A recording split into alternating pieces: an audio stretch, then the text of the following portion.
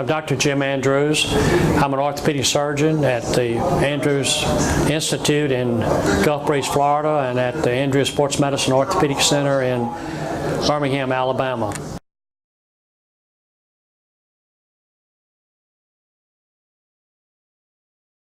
Well, number one, there's been an escalation of injuries in youth sports since year 2000, some 5 to 7-fold. And one of the things that has contributed to this are specialization, which means kids are specializing at a young age in one sport and playing it year-round. The other thing that's been problematic is professionalism. And professionalism means that we're taking young kids with growing bones and structures that are vulnerable, and we're training them excessively like professional athletes at an older age would train.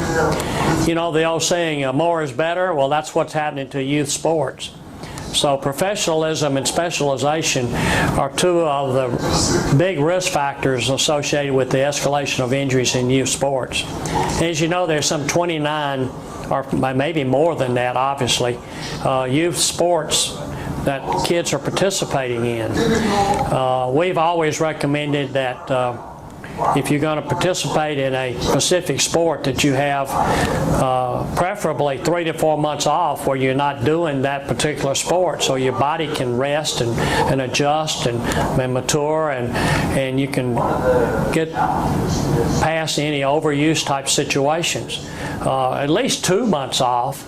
You know, even our professional athletes have those months off where they can relax and not participate in a professional sport. Now, even our professional sports, though, are beginning to be more dramatic and more intense, almost year-round themselves. And if you think about it, we're now seeing more and more injuries at the professional level because of that.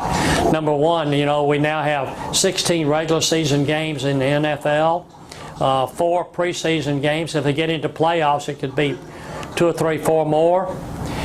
So you add all that up, and the fatigue factor goes way up.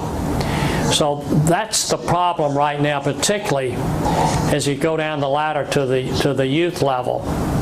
Youth kids in youth sports should have better supervision, better medical care, better training, more precise, controlled training, and better taken, and they should be better taken care of than our older athletes.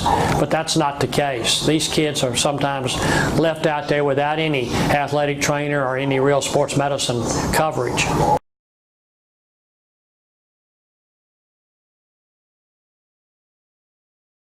Well, as you know, through the American Orthopedic Society of Sports Medicine, we've started what we call the STOP program.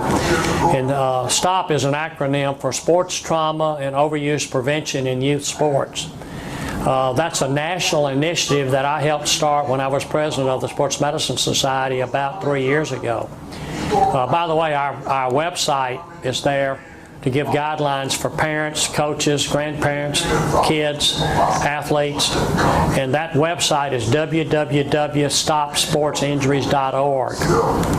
But the orthopedic surgeons can certainly get involved with this national initiative from at the grassroots level, at the local level, to put on conferences about prevention of injuries on Saturday afternoons with the local sports teams. They can get involved with the public relations. They can become a collaborative partner with the American Orthopedic Society of Sports Medicine in the STOP program, and they'll receive all this information, and the Sports Medicine Society will help them get involved with the public relations of this national initiative. So it's all sitting there for the taking by our local orthopedic surgeons, our local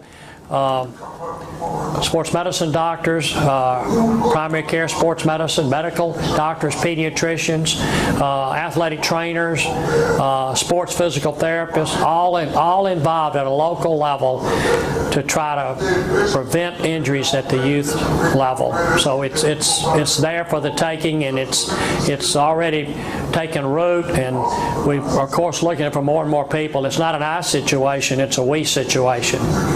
So it's certainly there for orthopedic surgeons to get involved at a local level, and it's a wonderful prevention program, and it's a wonderful public relations situation for local doctors.